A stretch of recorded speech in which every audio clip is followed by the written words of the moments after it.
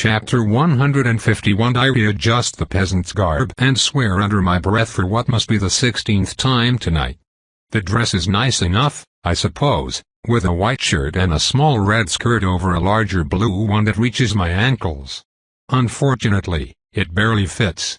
The shirt is so large that I could fit 2 ends in there. The second skirt is just a little too short and my heavy boots peek from under the azure fabric. Were it not for them, I would be showing my ankles and thus die of embarrassment. I look like a jester. You seem ill at ease, Phineas innocently declares. The twit. He is aware of my feelings on the matter. While I packed cartridges, that dilettante brought a fancy hunter outfit he now wears. I cannot even complain since it was my idea. Hush. They are coming. A patrol of cavalrymen bearing lanterns emerges from a nearby forest. They immediately spot us since we stand in the open, in the middle of harvested fields. The sleepy village slumbers by our side, though a few older folks inspect us with mixed feelings of distrust and concern for our well-being. Hello. I greet. I count 10 of them in the white uniforms and black helmets of the Austrian dragoners. The leader frowns when he sees us and his gaze sweeps the plain, looking for anomalies. He is an old man, grizzled and scarred. I can detect in his caution the prudence of a veteran expecting an ambush. He knows that the region is in turmoil. Nevertheless, nothing happens and the wrinkled soldier pushes his right forward. Was I close? He asks in a rather cavalier fashion, which I do not excuse even if he sits on a horse. He looks at Phineas inquiringly. The man should speak.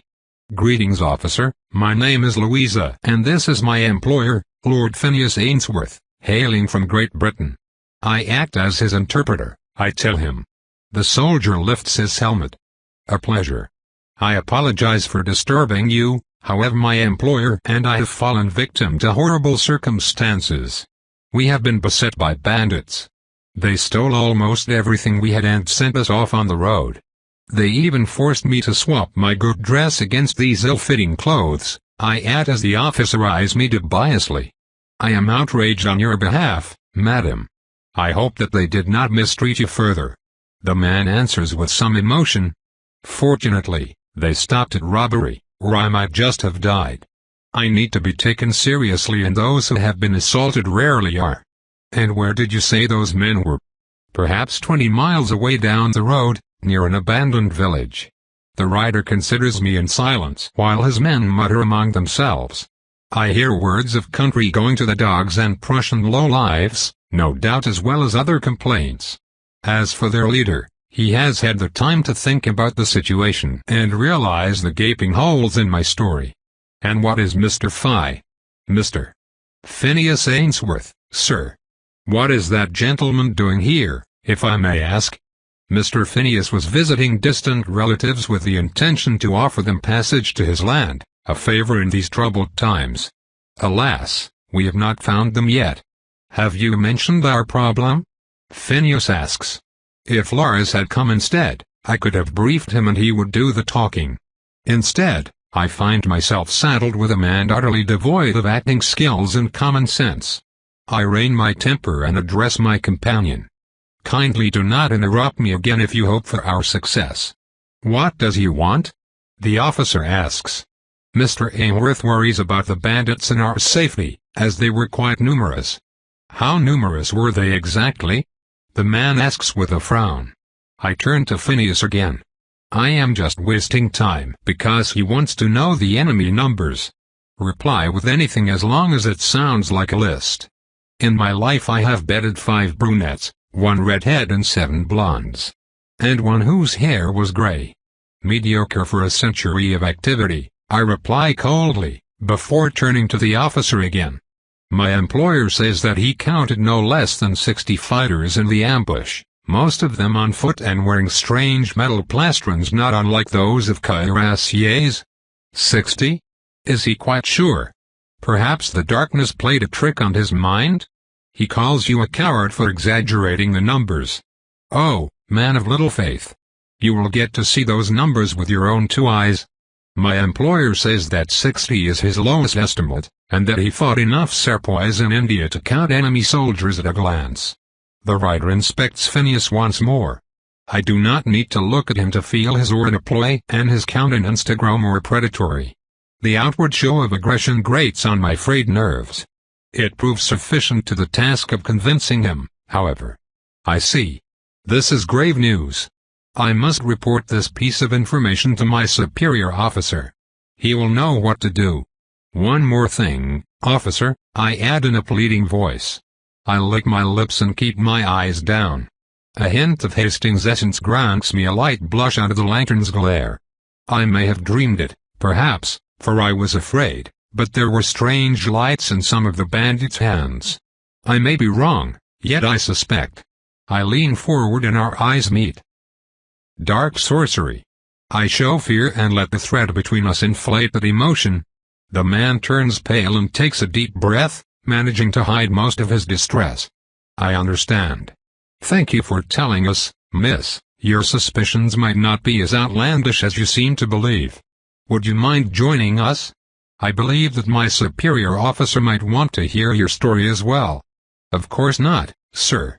By the way, what language did you two speak? Welsh, sir. I see.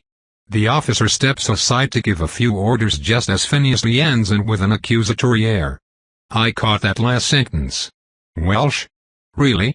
If you had spoken English like your character ought to, I would not have had a problem, I hiss back, and no, I cannot lie and tell him that we were speaking English on the off chance that the lie is found out. Clearly, our interlocutor recognized Acate as a different tongue. More people have a passing knowledge of the language of Shakespeare than you seem to believe. Your carelessness might yet undo the subterfuge. And Welsh is different? If anyone speaks Welsh in the surrounding 100 square miles, I shall eat this dress without condiments. Fair enough. Now please, for the love of the Watcher, keep quiet while I focus on a coming spell for the beast that will carry your useless self. The ride to the camp takes only an hour, the longest hour in my forsaken existence since I was last dying of thirst. Keeping 10 horses calm despite the scent of a monster titillating their nostrils is to be the dumbest and most exhausting use of charm I have ever done in my second life. Never again. I cannot believe that I overlooked that simple fact. Ugh. And to think that Lars would not have triggered a reaction since he's an Arenwald. Truly, our lack of experience is making itself known. The Austrian force here is the size of a battalion, about 800 soldiers, I would say. It would be quite the prize to add it to our offensive. They do seem to have an artillery park, which I find rather curious since those are ill-fitted for maintaining order. However, the men we pass by speak in Polish, Hungarian and even Italian, and I suspect that their presence here is politically motivated. I suspect that the Austrian crown would perceive German speakers as more loyal to the throne in troubled times, though I may be wrong. In any case, they display the sort of discipline that we will need, and we have to pass quite a few guards before we are allowed to wait by the command tent. After I hear the detachment officer being efficiently debriefed, we are called in to find a man in a decorated uniform and shiny black and gold helmet sitting in a field chair with a map in front of him. He is quite short, which is not uncommon in cavalrymen. I watch him twirl his mustache absent-mindedly as we approach. His keen eyes follow us, taking in every detail, while with a simple gesture, he tells 2 aides to stand at attention. "And you must be Mr. Ainsworth," he tells Phineas in English. "Welcome to my humble and temporary abode." I feel the barest hint of surprise in my companion's aura and resist the urge to flare my own in a vampiric equivalent of "I told you so." His casual approach to our little plot annoys me deeply. Even if our target does not know what we are, even if he does not oppose us with faith, our attempt can still fail. He underestimates the mortals, a mistake that has killed quite a few of us. "And a greetings to you too, sir. How may I address you?" "I am Colonel Maximilian Reisig." "You may call me Colonel Reisig, Colonel, or simply Herr Reisig, if it pleases you." "Well, Herr Reisig, I am both delighted and surprised to meet someone with such a mastery of my tongue so far from our shores." "Yes indeed, you are lucky," the colonel replies. His tone is pleasant enough, but his eyes remain full of distrust. "I had to study it to talk to my dogs. Beagles, you see?" From Yorkshire. I purchased a pack to hunt hares. Is that so? Are you a hunting man, Mr. Ainsworth? No, I prefer the city myself, at least since I returned from India. A curious thing, Mr. Ainsworth. You see, you have the demeanor of a hunter. Even now, I can feel it in the confident poise you display even as you stand in the middle of a foreign army. I have tried to instill that spirit in my men, but far too many slouch and lounge like fat cats, showing some of the cunning but none of the finesse, which makes me wonder about you, Mr. Ainsworth. I would expect someone who just fell victim to ambush, lost his possession and now stands before me to show more emotion than you do. It makes me wonder where that stiff. He frowns in disapproval. Hairless upper lip stems from. Although he was caught off guard, Phineas is still one of us and he recovers instantly. Perhaps we have misunderstood each other, Herr Reisig. I have never hunted animals that stand on four legs. As for my lost possessions, I would never travel outside of my own country with belongings I could not replace. I will not suffer much from the loss, I assure you, even if you and your gallant forces fail to recover them. In the end, my most dire concern, and the reason for my dedication to this cause, is the safety and tranquility of my relatives, some of whom may still live around. And one more thing. He leans in and whispers. My dear interpreter was deprived of her dress, a family heirloom if I understand. Although I am not personally affected, I share a part of the guilt for bringing her here and failing to guarantee her safety. It would lift a tremendous weight off my chest if that dress could be retrieved. The dear girl shows a brave face, as befits her good breeding, yet I know that she has a delicate heart and that the ordeal terrified her. The officer's eyes flicker to my face while I pretend not to have eavesdropped. They stole her dress? He hisses. He sounds absolutely scandalized. They mercifully allowed her to change in a deserted house, thus preserving her virtue. Still, the mere thought of being so compelled. This is a disgrace. We shall reclaim her honor and her dress in the name of the Empire. The outburst is short-lived as the colonel remembers that he is not supposed to trust us so easily. You claimed that those bandits numbered in the... How many was it? 60, though I think that they had more fighters nearby. I heard dogs bay, as well. A large breed, and no mistake. Tell me more. Phineas repeats the story we agreed upon, taking great care not to deviate too much from our line even if he enjoys embellishing details. If circumstances had not pushed him towards accounting, he might have made a decent socialite. There is still time, of course. We always have time. 5 minutes later, we are seated across the command table and the map, the colonel now more interested in distances and numbers. The story we brought was one of a twilight attack, leading to a release at dawn. Phineas explains in great care how the foe was careless during the night, seemingly confident that their position could not be discovered.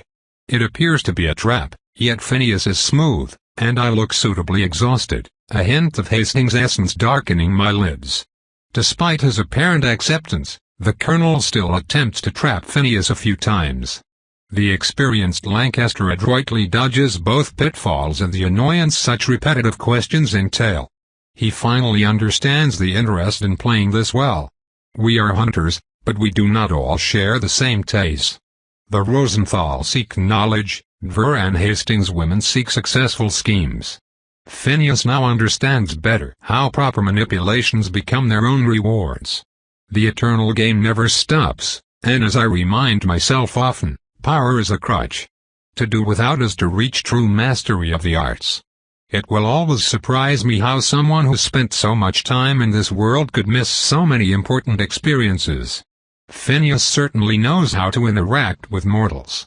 It just happens that he has little experience getting them to perform tasks for him beyond, I assume, feeding. Vielen Dank, mein Freund. Much obliged. And now, I would like you to accompany Lieutenant Scoresy here. He will show you pieces of gear the rebels might be using. I would like you to help him assess the provenance of their equipment. He smiles. We smile, even though a child could see the ploy.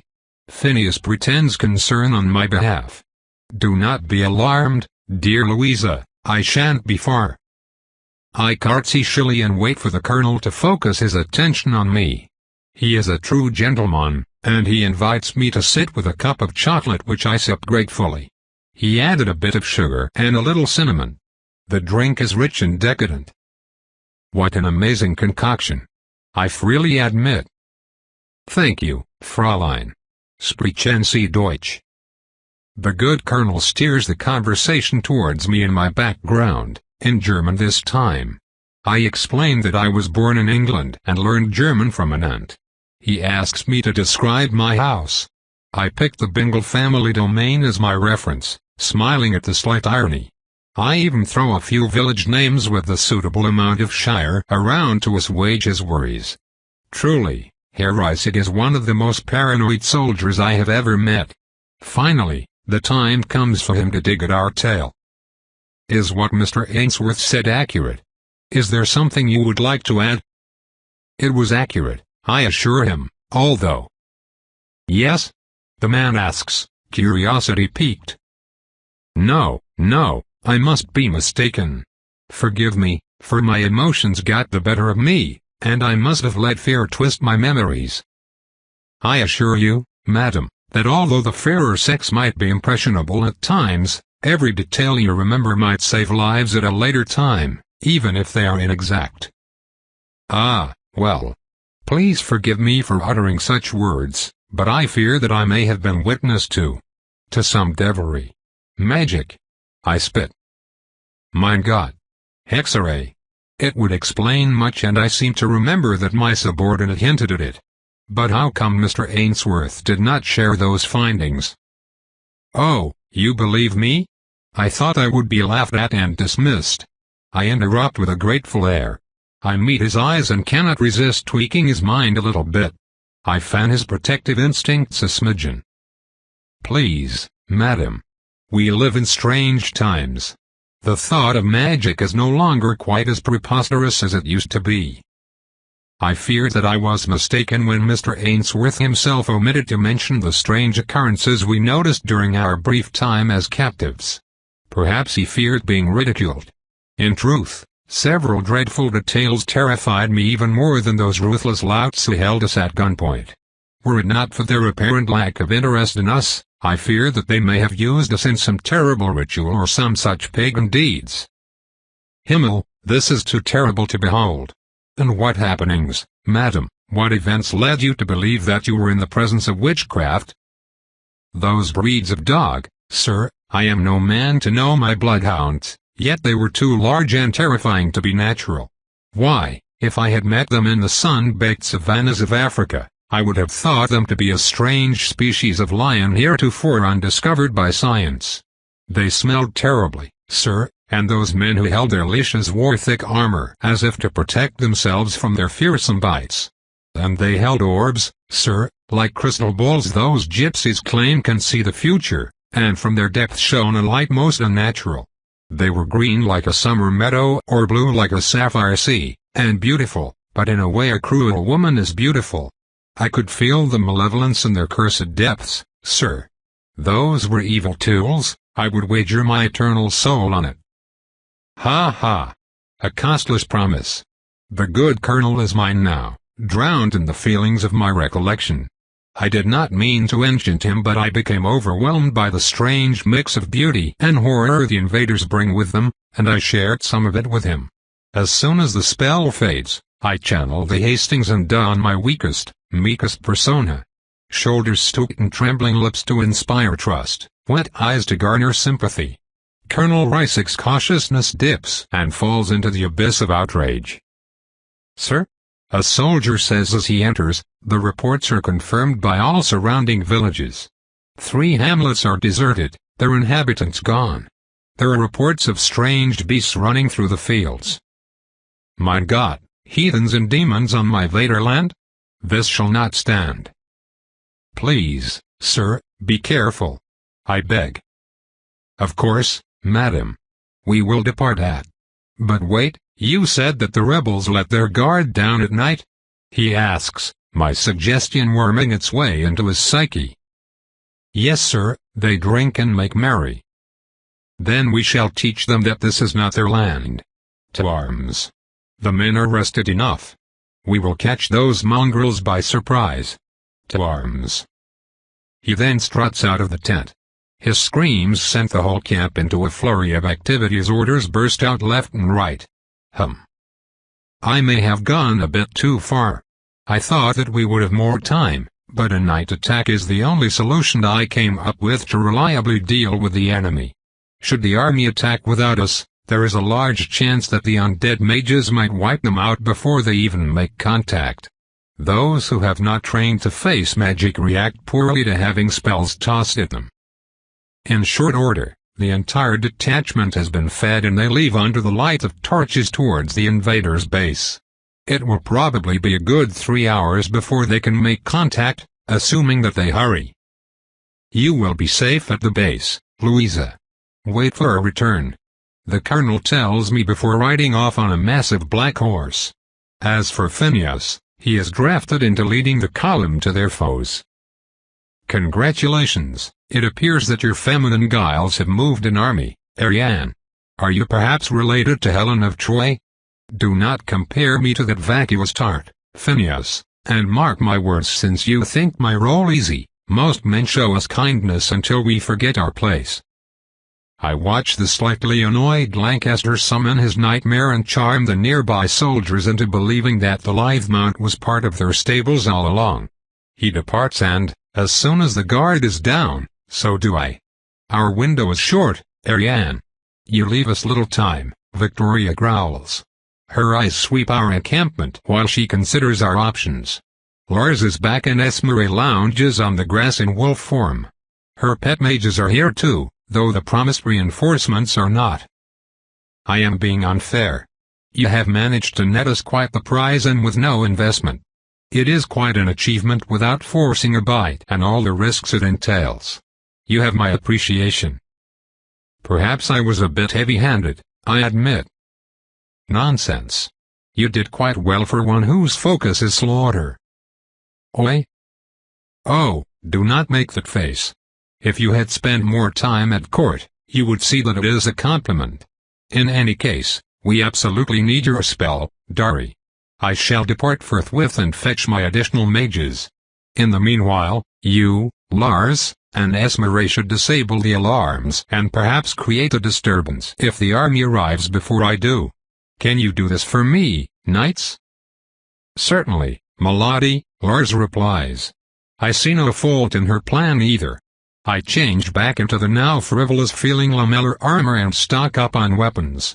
I so wish I had Loth's incredible work and not this lackluster piece of inferior craftsmanship. Alas. We leave quickly. Lars splits us at the edge of the invaders' controlled territory. Esmeralda scouted entry points while I was gone and found another one. I shall start here. Any idea on how to disarm the alarm without arousing suspicion? I would need to study the glyph to be certain. I believe that I can find it. Let us look for one. It appears that yesterday's battle has not left our enemies unfazed. Not only do we find a glyph close to the nearest deserted village, but this one has been camouflaged, though it remains a simple construct at best. Whoever made it dug the symbol into the very tree and took little care to leave it intact. A basic distraction element prevents the mundane from noticing the trigger until it is too late, but the effort is ruined by the poor state of its support. The tree has already started to die, its leaves brown and cracked.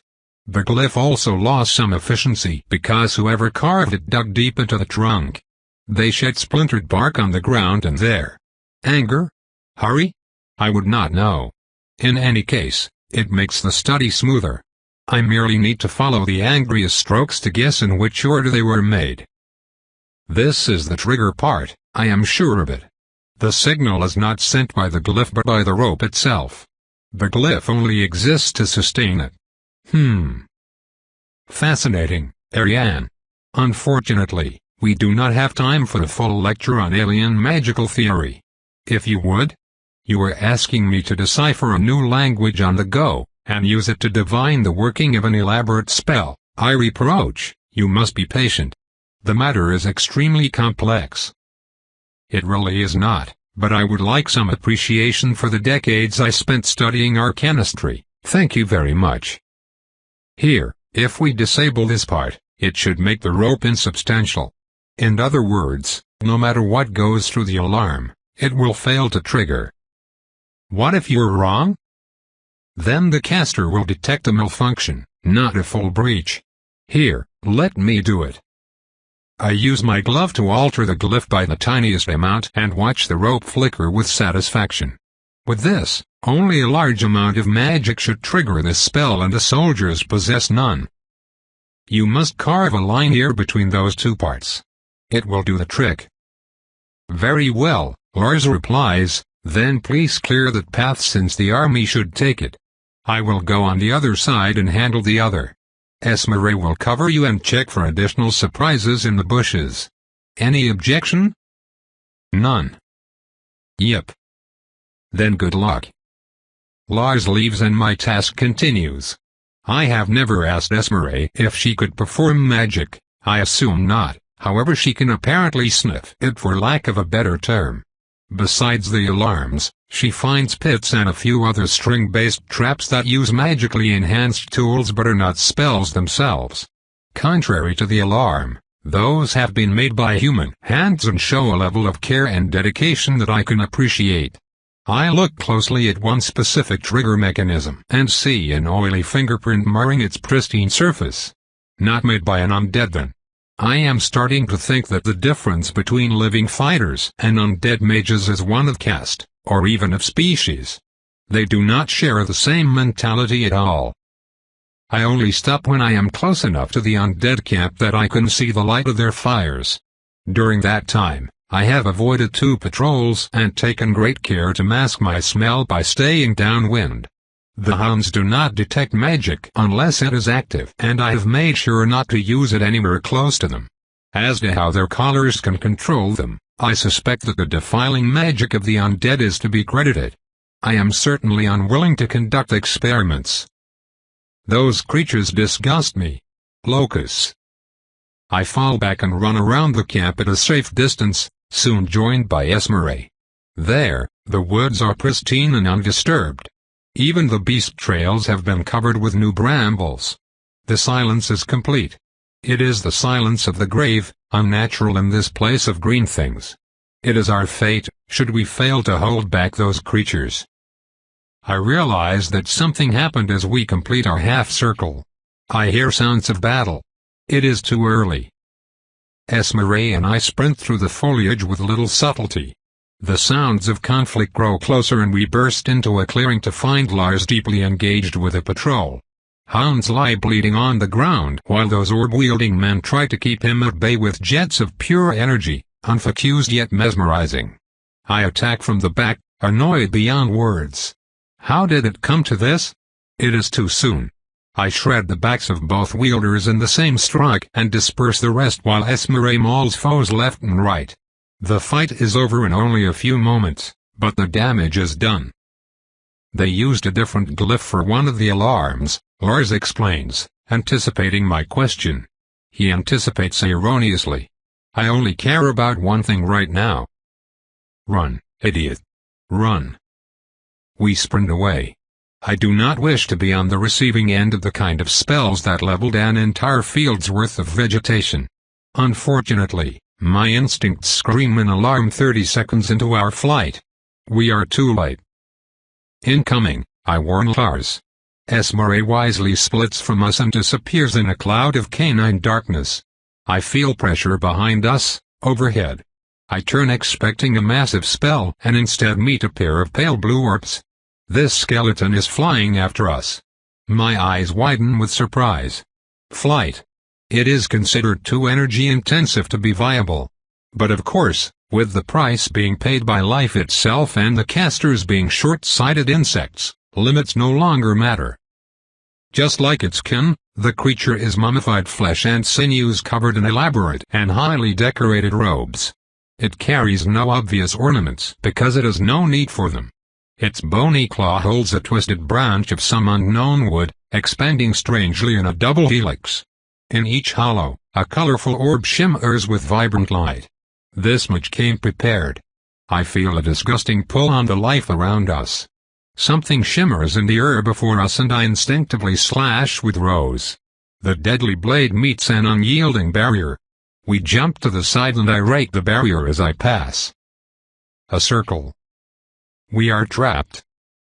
As the reality of our situation settles in, I cannot help but feel anger at my teammate. Why would he risk it? It was such a stupid decision. He should have waited for me. This was not even a vital avenue of approach. A trained knight should know better. We have been taught so many times not to overextend, to forget our pride and ask for help.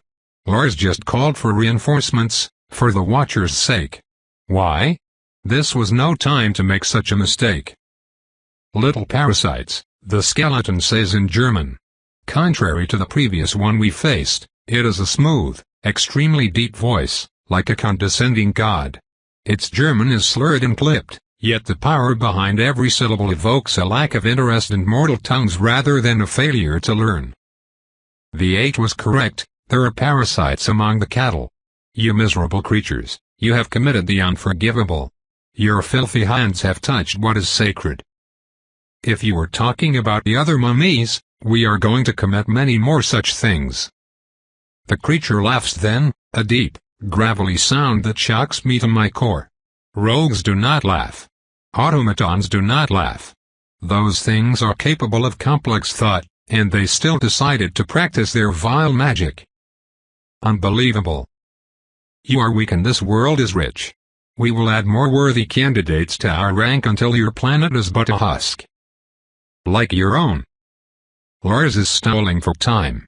He might be right to do so as no more skeletons appear. They are not needed. With his power unsealed, this one is more than enough to handle the two of us. There are many more worlds to reap and you have shown us how. Yours will feed our expansion. Only those who follow the true path are worthy. You will remain parasites until we kill you, beasts.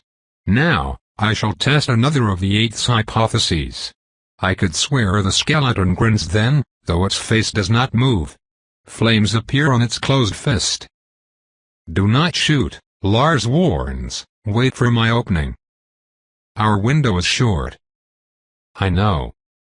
The skeleton hurls its fire and I dodge to the side, my instincts and eyes showing me clearly where the projectile will fall. The skeleton pays no heed to its failure as it summons another ball and I know why. The first fire still roars, turning the loam under our feet to ashes and feeding off the surrounding life. The world grows gray and dim around us. Fire. Shut up, me, I know.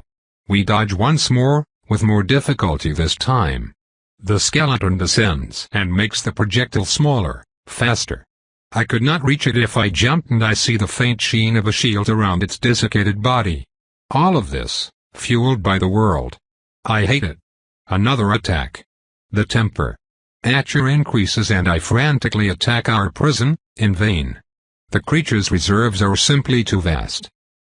Almost, Lars says as the skeleton descends a bit more. It is fully confident that we cannot reach it. Now. The skeleton casts a fire spell directly at Lars, who jumps up. His arm whirls and I hear a terrible crack. In one beautiful moment, one of Lars' javelins smashes through the spell and into the monster's hand, destroying the closest orb in its utter violence. It was a beautiful throw, a perfect hit. Before our foe can so much as hiss, I lodge a bullet in its skull. It doesn't kill it. I am limited by the material I work with. The big iron is an impressive tool, but the hammer can only fall so fast while the shield reforms. The second bullet, I lodge into its chest and see dust fan out from its back. The third and fourth follow. I place the next one in its waist and blow its right knee off with the last. It stumbles and tries to flee. Lars, we got it. There is no response. Lars. Silence. I cannot feel his aura. Around us, no, around me, the fire's dim. Wait, it cannot be. Lars, where are you? The spell. He went through it, through the blazing fire. He is dead? I see only ash. some fragments of armor. Oh. He's dead, the absolute idiot. I never liked him, not really, and yet, I feel grief. Lars died. He died to save me? The imbecile. We just needed to stall. I have no need for people dying for me. By the Watcher. Far away, the creature tries to stay afloat. Oh no, you're going nowhere. Just as I rush forward, a black trident flies through the ether and lands on the thing's back. It pins it against the ground. Victoria is here. Too late for Lars. You. I smash a weak shield. Hard to digest an inch of enchanted silver with no stomach, huh? I grab its helmet. A blight. No more jaw. And we. No more face. Will. No more head. Stop you. Enough of this, Victoria says as she pulls me away. She is late. There is no time. You must cast the spell right away. She is right. This is a nightmare. If the mages are free to devour the magic around us, I might as well have fed them the army tied up on silver platters. I must hurry. There will be time for recriminations and reflection later. The mages are here. Henkel will stay. You will lead this one to the right side and take the third position. I shall handle the left and then warn Phineas. Hurry. Without Lars, I will be unable to form a perfect circle. The mages will feel the construct form and adjust their position. Have faith in your speaker, Ariane, if not in your fellow knights. What does it have to do with anything? Pa. I grab a squealing Castor and a Princess Carrie and drop him inside of the thicket with Tix and his regrets for soul company. Be ready, I warn. Itch wise. The man grumbles back. I move up in a circle and realize our predicament. I hear musket fire, full volleys of them. A red halo speaks of many men carrying torches. I stop when I believe that I am in position. There are no real landmarks here. I just tried to remain at a constant distance away from the light of the invaders' camp I could see. It will have to do. I draw a circle with Rose, fall and gasp. A mighty draw is swallowing every piece of vitality in the surrounding world. This place is about to become a desert. No. No, they will not win. Their cruel and callous magic has the appearance of power, but it is the bloody grasp of the usurper, a rule steeped in terror and death. Unsustainable. The world might be at their mercy, but I am not, and if there is one thing I learned about magic by myself throughout the years, it is that only one thing attracts it more than creative thinking. Balance. Stubborn foot and clenching jaws. Downward boot and closing maws. Take back what was once taken. Be fortress and be haven. The other mages are not quite in a circle. I am not the best caster, far from it, in fact. I use a circle of dirt and ferns instead of proper glyph inscriptions. None of it matters. When the spell winds up, all the energies drawn in by the undead pull back with merciless strength. I become the focus in a tug-of-war between greedy ants and a full world bent on survival. I have not felt that much power since I drank the blood of the Fey royal couple. This time, however, I am a tool. It matters not. I would do it 100 times more. Sweet, untainted life rushes through me, escaping the grasp of the invaders. I am a crux, an anchor.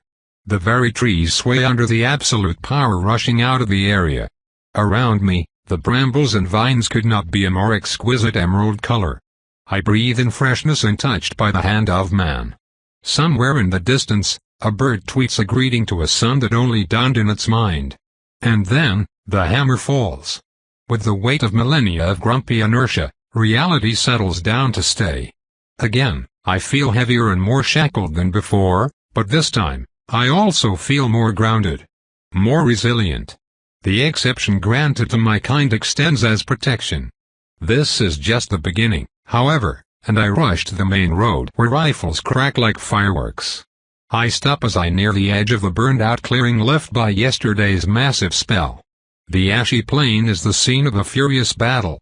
Austrians and Hungarians in white uniforms stand in triple ranks, shooting down waves of Huns and armor-clad invaders. I start picking off isolated targets while I observe the battle. A single skeleton stands at a distance, drawing from its reserves to throw dark javelins at infantrymen who die on contact, but most of its attention is turned to its defense, and I quickly understand why when a hail of steel balls crash against its radiant shield. The guns are in play. Meanwhile, the foot soldiers attempt to advance from behind large shields close to Rome and Scudam. It appears that the mesmerizing range is limited. What a pity. Between picking down wounds, soldiers carefully aim shots at advancing formations. Most of the bullets ping against the surprisingly durable shields, but others find arms, feet, or inquisitive eyes, and the warrior falls.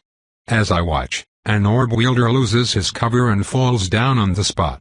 A bluish cloud of smoke rises from a nearby tree. Our soldiers have brought Jaegers, it seems. I can sense Phineas Ora farther out, on the other side of the clearing.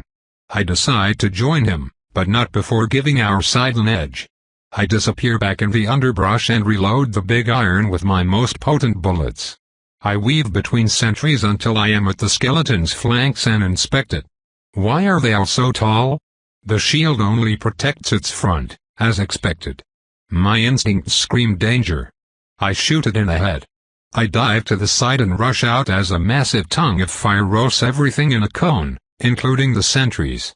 The lamellar armor protects me from most of the heat. I may have judged it too quickly. The skeleton wavers and flies up, then away. A second bullet pings against another shield. Never mind, I have already overstayed my welcome. I keep weaving and slaying the invaders I come across on my way to Phineas. On the edge of the forest, Murray jumps out from the darkness to steal an orb wielder's treasure. And also his head. We run side by side. I do not speak. Yep. She yelps around the orb. He sacrificed himself to slay her foe. Murray says nothing, but her ears droop. We find Phineas wiping his blade on a stained jacket. He stands among a sea of corpses, some of them Austrian riders. I recognize the officer who led us to the camp. I almost fell trying to cast that spell, Ariane. Where are the others? Victoria should be here. Lars is gone. It is the first time I see the Englishman truly lose his composure. He is dead? He walked through a fire spell to give me an opening. I could only avenge him. Phineas hisses softly, then our eyes meet. When this is all over, we will open a portal to the other side and pay them a visit, I think. This will have to, I do not finish. We all feel it. A domineering aura like no other. Silence falls upon the battlefield. Even the guns, much farther removed, fall silent. Unmatched power unleashed with casual ease captivates everyone by its very presence. We three run back to the quiet battlefield. I find it quite unfair that after all those efforts, we would be defeated by a mere presence. This undead skeleton does not fly, it hovers. Its chest is covered in embroidered robes, while a massive headpiece the likes of which a pharaoh would envy adorn its front. Silvery orbs observe the assembled forces with glacial contempt. The undead would be quite impressive, even if from the torso down, its bones were not that of a colossal serpent. The creature must be at least 40 feet long from head to, well, tip. Its tail undulates in the air with lazy grace. We stand dumbstruck. Is this still Poland? Have I been transported to some fantastic land of horrors? It grumbles a few things in a clicking tongue. With a single finger, it points at the closest line of soldiers which it started to push on. They die. They fall one by one without a word. A trident as black as the void flies through the air and impacts a barrier with a clear sound like a delicate chime. The spell is broken, and behind the lines, Colonel Reisig comes back to his senses. Ruckzug. Ziet Uch Zurach. The cry to retreat wakes his men from their stupor. By ones and twos, then all together, they run. I can hardly blame them. I would do the same, but that Verlady lands in front of us. You must run, knights. You must run and tell the others of everything you know. Go. Now. The serpent undead sees her and lifts a single finger. Victoria is lifted from the air. She struggles, but her form is still slowly brought forward. It is casting this through the heavy mantle. Its control must be divine. Parasite. IT has been here since I last cracked open a new specimen. It did not speak German like the others. It thought, and I understood. I am no specimen. Everywhere I go, I am Queen. Magna Arca. Against all odds, the spell breaks and Victoria lands on her feet. The area around her shakes and breathes, and I realize that she has claimed it. She is Adverlady on her home ground. I now understand why she would be the one they deploy. With this, she can fight at full power wherever she goes. No, she cannot. The stopgap merely allows her to match a powerful battle lord, and what we face is even deadlier. A shield encloses her, preventing her from escaping. The trident reappears in her hand, but even as we run, I know that it will not suffice. We flee. There is nothing I can do. This creature is too much. Only old monsters would be a match, only those who have survived for centuries could face its ancient malice and live. Unless. Hold on, I have an idea. Ariane, no heroics. We have a mission. We are not returning. We are merely sending a last message. What in the name of the eye are you talking about? I want to tell that abomination to embrace modernity. What? Soldiers and lesser undead mages. I cannot believe that I would ever have to use the terms, take positions around the clearing behind us, bearing their strange chirps. Victoria is trapped. She does her best to dodge and deflect spells, but this is only a matter of time. I find the nearest abandoned gun and grab a solid shot from one of the fallen servants. He was killed by a long-range spell. The cannon is primed, the powder in place. I only need to add a projectile. Black talon against dark iron. I inscribe, and wish, and pray, and beg. I write the Lycian symbol for scorn on its smooth surface. A pearl of blood, and I bring the ball to my mouth. Will of the world, carry my hatred. Let it be known. Let it be known. I feel my aura deplete as the enchantment takes hold. It is a rough thing, a spur of the moment born from desperation and defiance. The old magic sinks into the modern implement in an unholy marriage of technological excellence and primal savagery. The old and new arts merge as they always have in the pursuit of carnage. We have ruled over Earth since time immemorial. Every human civilization has carved its place in blood just like I have, back home. We are not animals, but we do bite. Nu Rascanthras. Let my hatred go forth. With one last thanks sent its Aeneid for his lessons. I push the projectile into the waiting maw where it disappears with whispers of doom. The barrel shakes when the payload comes to a rest. The floating thing is just there, chuckling to itself. I move the gun and align it, just like Loth taught me. A blind man could not miss at this range. I grab the rope and press my body against the frame. I have to keep it stable or the recoil will send the projectile off course. A pair of hands grip the wheel to my left.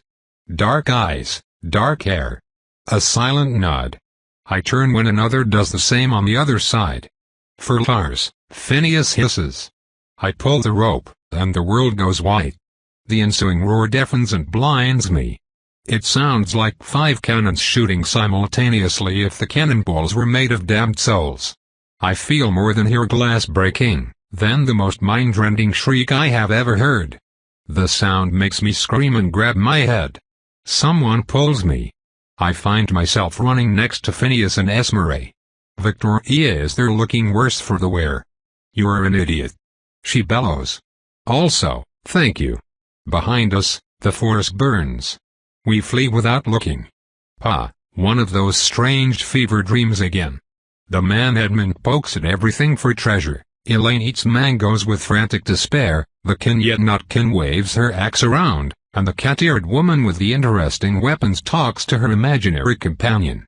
Meanwhile, fruits rain on us, rotting shortly after they hit the ground, while seasons and moons dance a mad waltz. Sadly, all of this falls within my expectations. I have already decided that I would never face such an occurrence sober, and the girl Elaine has delivered nicely. She tastes of wings, stars, and mangoes. Your wish?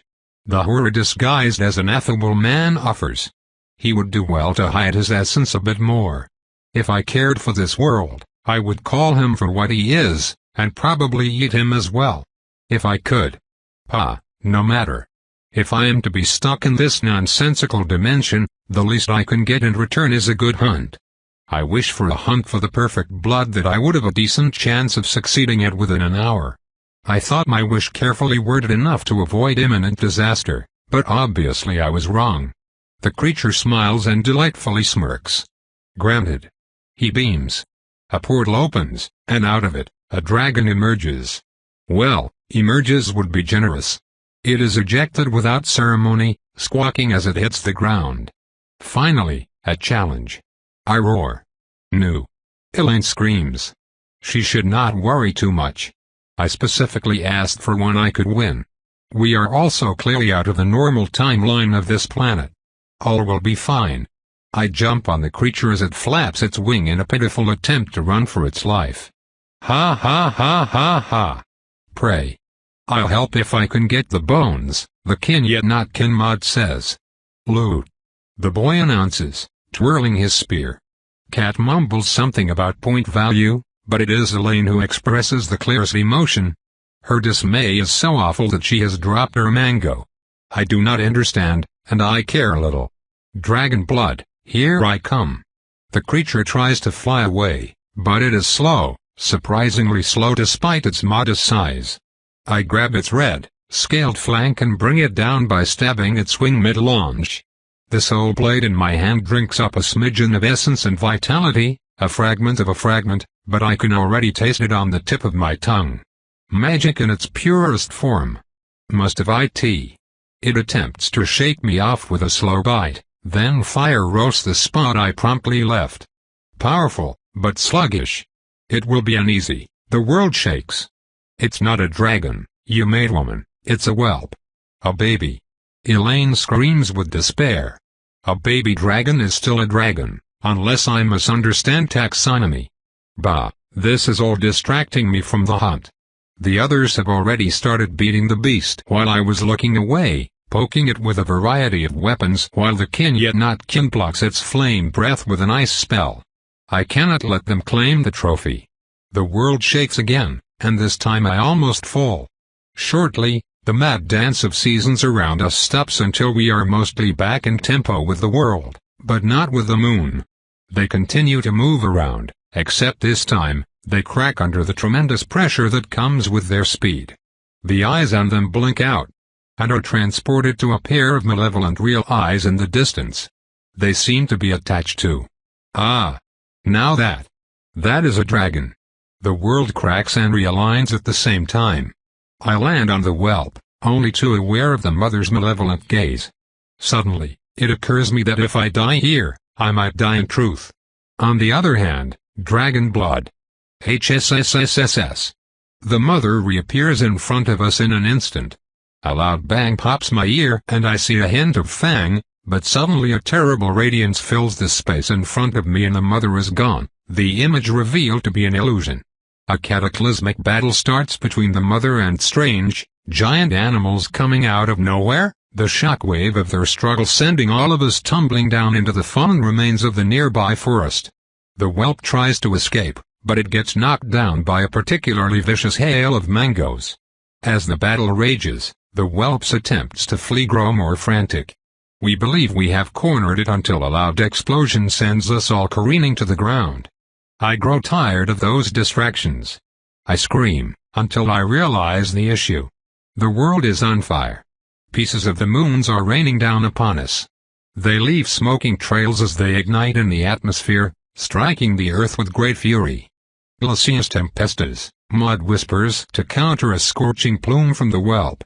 Cat stays at range, peppering the creature's wing with her weapons and preventing it from taking off. Meanwhile, Edmund has found a strange rod in a chest inexplicably placed under a mound, and uses it to turn the destroyed trees into javelins, which he hurls at his target to great effect. I rejoin the fray, eager to claim my due and block a sweep of its tail. We are cornering our target nicely. The insentient perfume from its many wounds titillates my nose, but I fear the fire. I must subdue it before I can drink it dry. Promethine. The heavy links fasten around the creature's neck, robbing it of its balance. This is the end. I jump on its back, just as Elaine's ray hit it on the head for the kill. Wait. She healed it. She healed it. What are you doing? I scream. You're insane. Loon Cat is destroying Remus. I live here, okay? Why do we care about a loon cat? We have a mostly sane cat on our side, I retort, pointing at the dark-haired girl now trying to saw Wing off with a blade made of void. Not a cat, the mother. The mother dragon. The weird animals can take care of it while we defeat its child. Come on. Think of whatever it is that makes you stronger in this place. It's going to make me dead instead. She is right, a mysterious man says as he appears by her side. He has white hair, red eyes and fangs. Akin. Here? Greetings, I salute in Akkad. It is always a pleasure to meet one of the blood. He is not from any bloodline I recognize.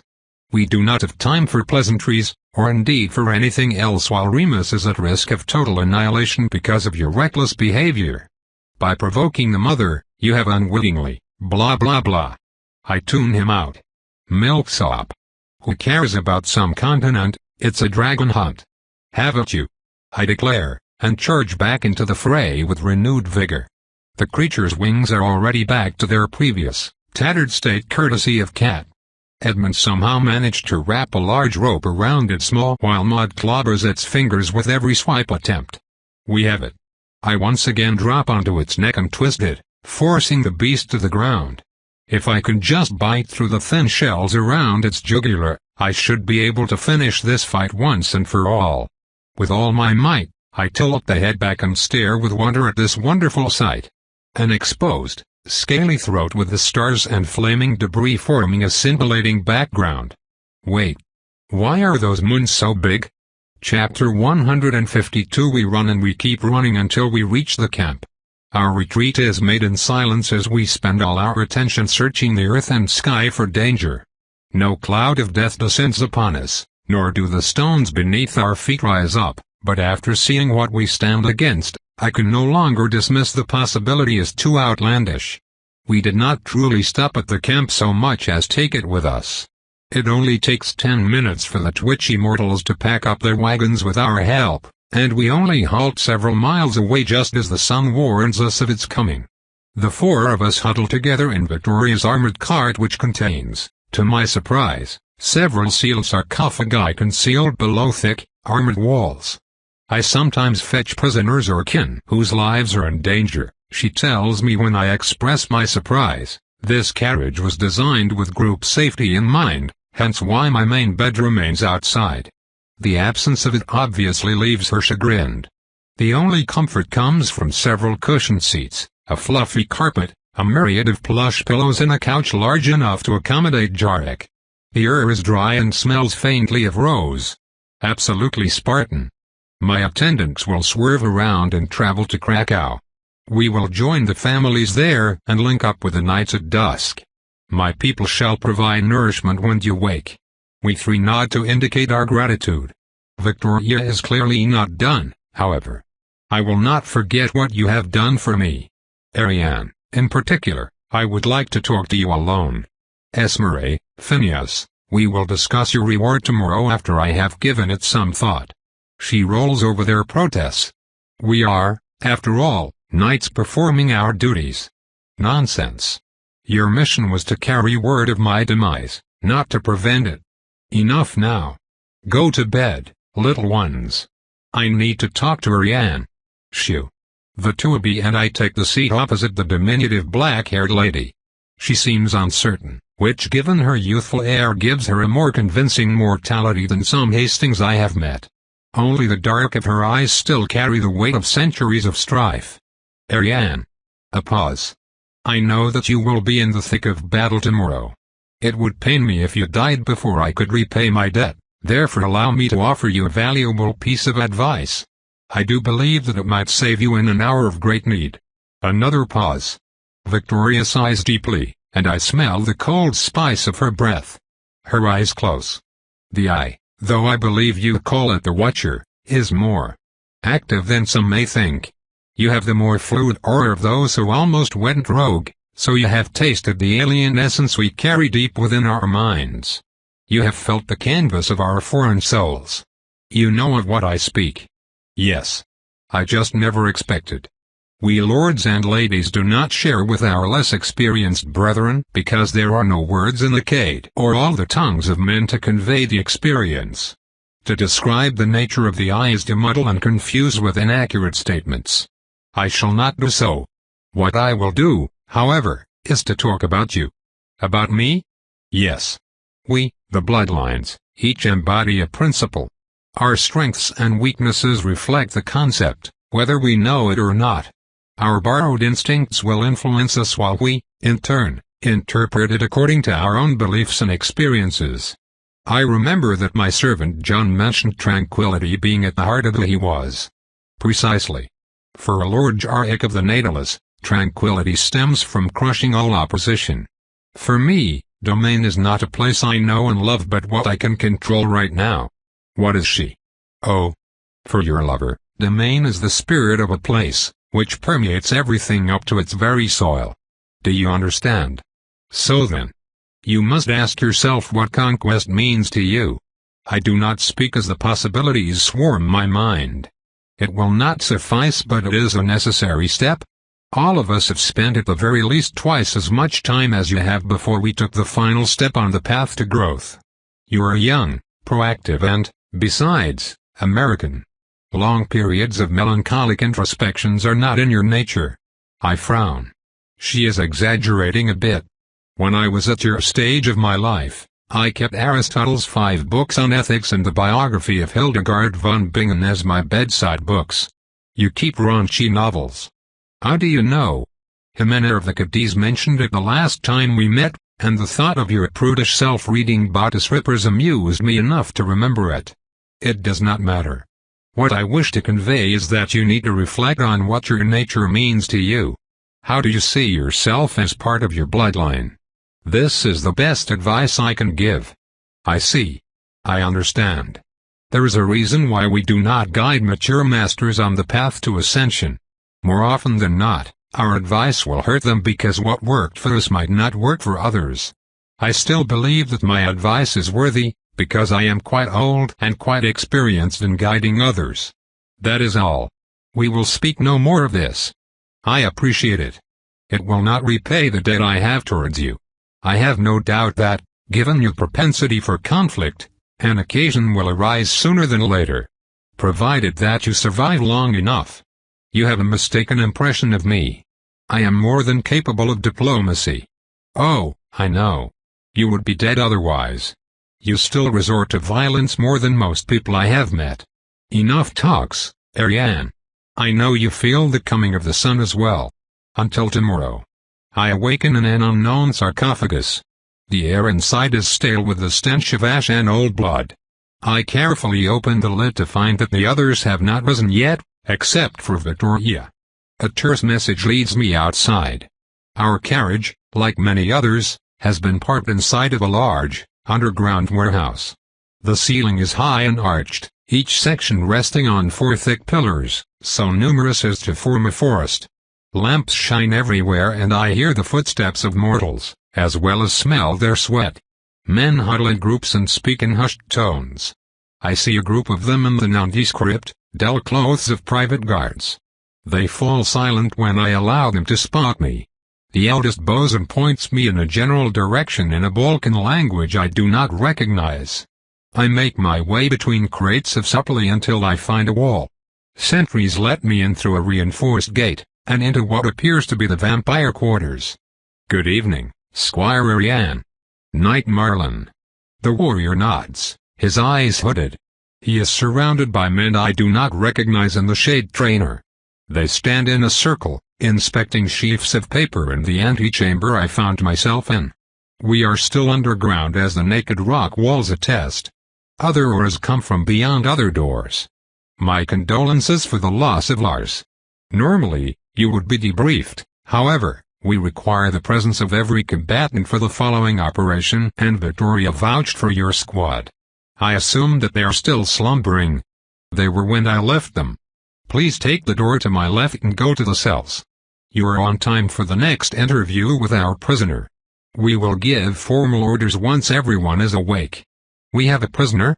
See for yourself, the man finally says before dismissing me. I search for the jail across a maze of corridors and small rooms. The entire place is dank and filthy. It is also crawling with vampires, most of them vermasters and courtiers. None give me more than a passing glance. Eventually, I find myself in a large, empty room guarded by Anatole's squad. We exchange greetings, then the leader himself addresses me. You arrived just as we were beginning. Anatole morosely bangs on a bar door behind him. A female vampire in a beautiful blue dress emerges from it. She looks incongruous in this dank, rancid basement. Her deep perfume overwhelms my senses. She is also sporting some cleavage. Before I even have to mask my surprise, I see a large Nidalas follow her. He has all the trappings of a mercenary up to the elaborate but bare armor. His face shows burn scars on the left side. The reason for their presence becomes obvious when I see the one who follows, a pulse, a bald head and relatively short stature. Hints of a burn wound under his chin. The man turns and sees me. His face shows a beatific smile. I had never seen such unadulterated joy in an adult before. You killed God," he exclaims in broken German. I am confident that I did not. I do, however, understand what he means. He is one of the invaders, more precisely, one of the armored grunts the mages sacrifice by the dozens. It lets me wonder how he can still be alive. I must be staring at his chin, because the woman in a blue dress soon talks. His suicide glyph malfunctioned and fizzled out, Squire Ariane. He then escaped to us and was picked up by Austrian soldiers who happened to be around. Our men seized him before he could be executed. My name is Andrea of the Ver, and I am pleased that you have joined us. You and your companions left a lasting impression on Kershaw. His name sounds like someone choked on a piece of vegetable, coughed, then swore. Kershaw has been very cooperative with us and we have managed to learn much from him despite the language barrier. He has shown a refreshing approach to our planet. Could you elaborate? He was given fruit and cried with emotion. I hope that they do not let him try maple syrup or his heart will stop. I was more interested in what we learned from him, I tell her. She smiles in a way that does not reach her eyes, a polite rebuke. I feel a stillness in her aura that reminds me of another, but who? Ah, yes. Ignis. Constantine's torturer. She is the Ver interrogator. That alien showed wisdom in its enthusiasm. Kershaw here informs us that he is a resident of the last city, commonly referred to as the city. It hosts quite a few of his brethren and extends up and down in a monumental, labyrinthine complex. He told you that? City very big, many streets, and cave, the woman replies laconically. She glares. Please stop interrupting. The city also harbors the last remnants of life on their planet, as well as 68 gods numbered by rank. That is, until you came along. Now there are 65. Killed the gods, the man whispers in wonderment. And the half-snake thing we faced was the 8th. I digest this piece of information for a little while. This does not bode well. The gods, although I assumed that they merely asked what the German term was for ultimate beings, practice the true path which consists of harnessing the life of the world. They use their ultimate powers and times immemorial to save the last city from a looming disaster, and should be worshipped and obeyed as a result. They probably destroyed their own planet by consuming its very life. The present members of the Ver Council and the Knights agree with your assessment. As for the rest, the renegade mages opened a path too close to the last city and were discovered, following which mercenaries were captured and interrogated, hence why the invaders know a bit of German. The undead mages then opened a portal of their own from inside their city and started capturing prisoners. We estimate that they have upward to 1,000 slaves, which are harvested for their life force. Kershaw confirmed our suspicions on the current politics of the last city. They are not united. Instead, the faction to which the 8th belongs seeks to make more gods. Let me guess, It will kill our planet. Anatole's team forms a concerned circle around us. I suspect that the existence of over 60 of those gods means that the planet can survive quite a bit more than one ceremony. Only a fool would believe that 60 is what there is instead of what is left. Nevertheless, the Dvor Council unanimously agreed that an attempt at creating more would be unacceptable. We have fully mobilized for an assault on the gates. Together with the knights, of course. Her late smile shows exactly what she thinks about our support. Now, I believe that you do not need a deeper understanding of the city's caste society and utter lack of food to carry out your mission. Therefore I suggest that you make your way to the command room in order to be briefed. She makes to leave, only to stop when the de facto prisoner moves towards me. He seems eager to speak. Great One. Will you kill more gods? Yes, I will.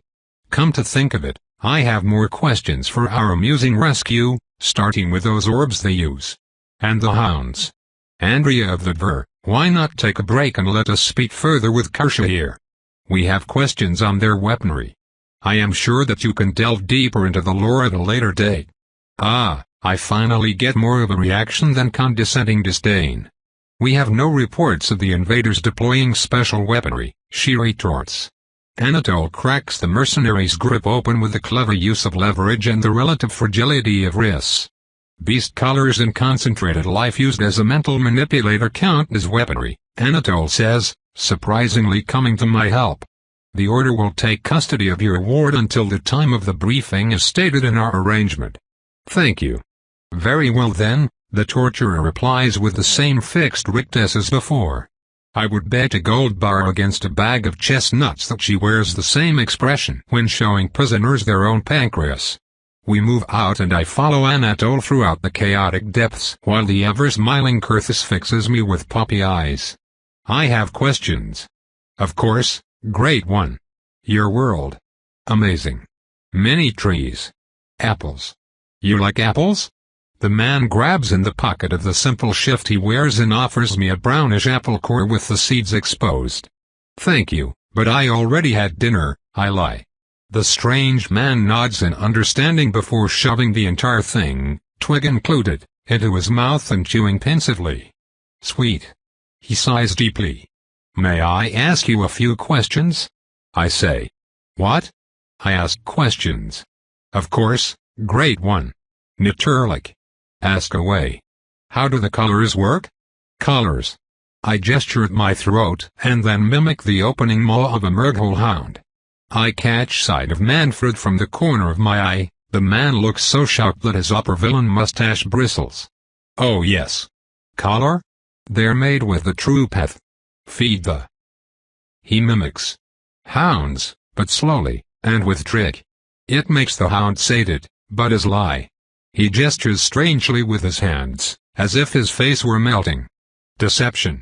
The hounds is still hungry. It just doesn't know. Other part makes like very, very big hound. I remember the horror we faced with Nami all those years ago. It appears that the undead and their servants favor the medium specimen. I wonder why? Perhaps they are the most efficient. I also assume that the largest creatures being the size of small wagons, collaring them might be a more daunting process, especially if the mages consider the activity beneath them. Why capture hounds? They hunt, bad servants. Very good and very cheap. There are always hounds outside. Take the collar again and find another hound when they die. So there are people who go against the gods? I ask with some hope, but those are shattered immediately when the man crosses his arm and makes a pained expression. Not fight. Flee duty. Where do the hounds come from anyway? What? Who made the hounds? The man looked fearfully around, but seems quickly comforted by the sight of moldy bricks glimmering ominously under the twilight glare of oily lanterns, and armor-clad vampires. Bad servants say that it was made for war between gods, by those who follow the true path. To kill the rest. The gods say they came with the great thing that killed the world. If this is the truth, there could be ruins across this world, with more answers, Anatole's Vestal says. It could have happened millennia ago, Anatole retorts, long enough for only dust and bones to remain. Kershaw observes my companions a bit fearfully during their exchange. Kershaw, I continue, what are the orbs? Orbs?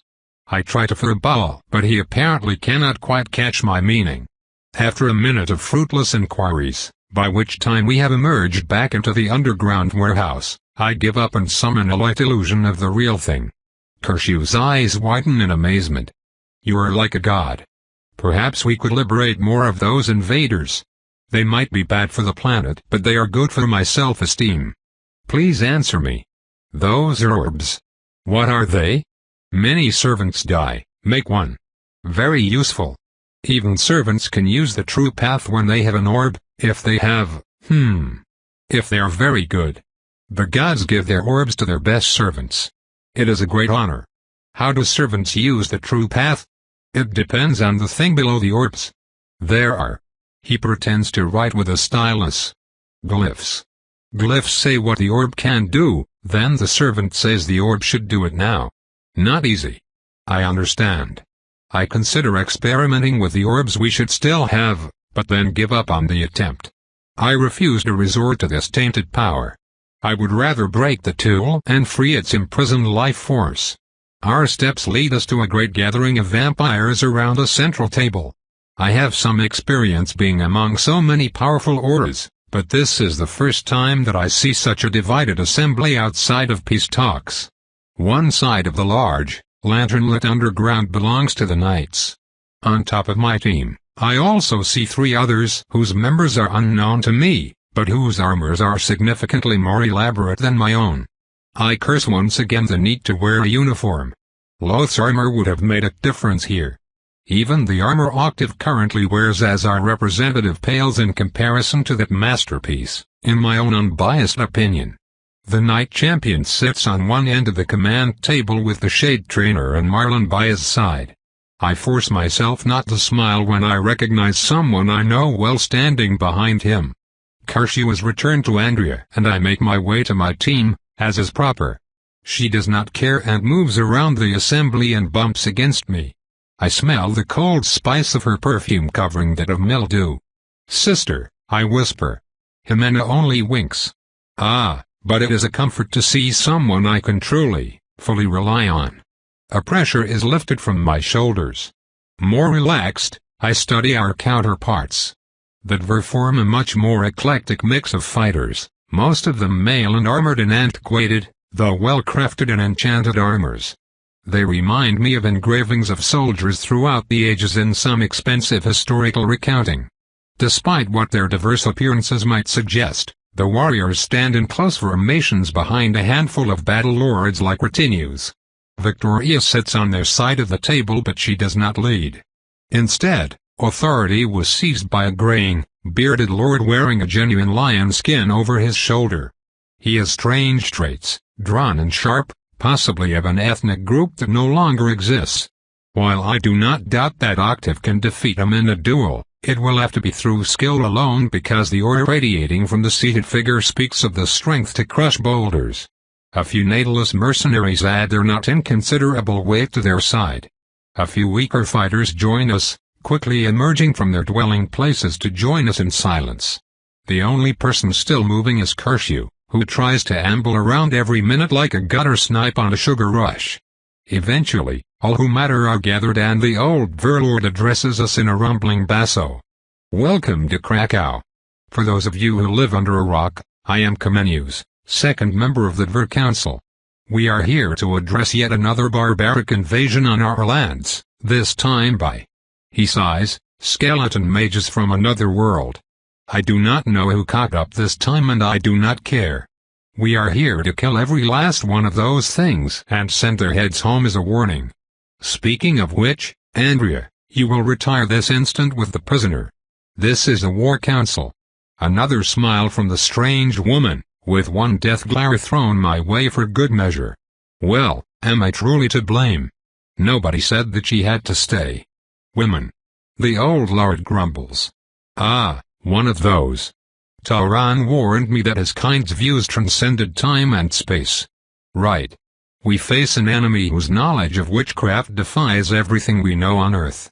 Now, I was led to believe that our own magicians somehow made themselves useful for once by leveling the playing field. Who was it? A forest of gazes settles on me and I take a step forward in silence. I know better than to speak. Any discussion I could have with this gentleman would be counterproductive and, besides, I do not value his opinion. I feel the brush of aura against my own. It stops short of being rude, and so I do not have to enter a contest of control against an ancient monster. A foreigner. You will give the spell to one of our elder mages for study. Vicotria hisses softly, then deliberately points at a note on the table by the man's side. The pair glares at each other with the sort of animosity bred by centuries of conflict, but he eventually relents and reads the report. Ismail will handle the spell, unless the knights of a caster lady hidden under their armored skirts? I thought not. It annoys me, yet once again I made an oath to serve the knights and I will abide by it. The spell requires a circle to be formed around the affected area. Octave informs the old Dver, we will need everyone capable of casting to work together if we want a circle large enough to affect the right battlefield. Fine, all the mortal mages will be under the supervision of Ismail then. Can it be cast several times in a row? We enter the more tedious part of the briefing. It is decided to cast the spell twice, once to address the invader vanguard, and a second time around their base. I hope that they have not developed a countermeasure yet, though to be fair, the interdiction field seems to be more of a nuisance than anything else. As of an hour ago, the invader forward troops have engaged the Austrian army and Krakow garrison within riding distance of the city. Casualties seem to be heavy on both sides, but the local forces are holding, a pleasant surprise. It appears that a certain Colonel Reisig managed to bring back enough bodies to convince authorities of the reality of the threat. We will crush them first to get used to the opposition, and then move on to the base. After a few discussions, the two clans align to start the battle by casting my spell around the current battlefield, then by attacking all together. The Dver command the Dver and the Knights command the Knights, each taking a wing. A special detachment of a Dver and a Knight squad are charged with protecting the mages during the process before they rejoin the battle. Then, we are to repeat the same plan around the base and move in to destroy all opposition. Both groups have stockpiled projectiles and weapons enchanted to destroy shields, the skeletons having proved themselves rather flimsy. Those are distributed. Then Marlin goes into great detail about the enemy capabilities up to and including their telekinesis and deadly fire spells. Word is sent to get specially enchanted shields from the nearby armory. I am amazed at the quality of the materials soon distributed around the room, and I realize another difference between new and old world means. Our difference does not just stem from our lack of fey blood. They have also been stockpiling master-crafted arms for centuries. With a few last orders to the respective team leaders, the meeting is about to finish when I raise my hand. Yes? Victoria asks before both Marlin and Comenius shut me down. How do we close the gate? The susurrus of conversation dies out as all eyes return to the speakers, me included. In case you have forgotten, the gate is not a spell, it is an anchored magical construct teetered on the other side of the veil. Only the aperture appears on our side. With magic sealed, we have no means of closing it on our end. And would they not close the gate behind themselves when we descend upon their camp? Comenius asks, annoyed. Oh, so kind of him to hand me the stick. You seem to believe that we are facing the bulk of their forces. Our prisoner indicated that the undead mages number themselves by ranking power, and the creature that endangered Victoria was called the Eighth. Moreover, we have only come across a handful of the 65 undead mages present in their city. For whatever reason, our foes are holding back. I see no reason to assume that they intend to persevere in this mistake. You are making assumptions, Comenius says. And you are basing your plan on an enemy failure. Ariane, Marlin says, but I have time for one last jab. Bold of you to assume fear from creatures lacking endocrine glands. Perhaps that was a bit too much as the man stands and growls. I simply cannot help myself, it seems, even when I know better. Ariane. She is correct, Victoria interrupts. though she does not look pleased by my antics, and unless we intend to cross to the other side, we need a solution. I do not see us triumphing if the foe has free access to our planet's life force. Ariane, do you have a solution? It will be explosives, Jimena says, nodding wisely. The knights and ver combatants focus on me. Well, we could pass a powerful bomb through the aperture and destroy their installation, I admit, but it needs to be done carefully lest the first spell sends us to a fiery doom. I knew it. Not helping, I hiss. I have no objection provided that you build the bomb, prime it, and deliver it yourself, Carmenus says with a ghastly smile. Of course.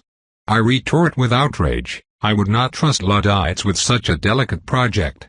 The table groans under two different sets of claws, only one whose owner can give me orders. That will be all, Ariane, thank you, Marlin says between gritted teeth. You may now pursue this endeavor, but keep in mind that you only have a few hours, then we leave and push the invaders out in any case.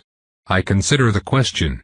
We have receptacles capable of withstanding powerful spells already, but I do not see us achieving the sort of damage we need with just powder. I sigh. What do you need to create your bomb? Phineas asks by my side. I can find all the ingredients easily. The problem is getting enough power to damage whatever is on the other side in a way that deters any further attempt. You need power? Esmore asks. Yes? I ask with some surprise, but Esmore merely bounces away and returns, giving me a bag. Even before opening, I know what it contains from the powerful energy it emits. Orbs in every shade of the rainbow lie there like pilfered eggs. I remember that she captured as many as she could to deny them to our foes. Will that do? I caress the surface of one of the mighty artifacts. Roiling power pushes back tamely against my fingers like a purring tiger, containing more magical might than I have ever held. And there are 8 of them. I am going to need those, curse you, a sarcophagus, airtight bags, mercury fulminate and as much phosphorus as you can find me. Phineas massages his temple as I keep listing supplies. No backsies. Toad continued.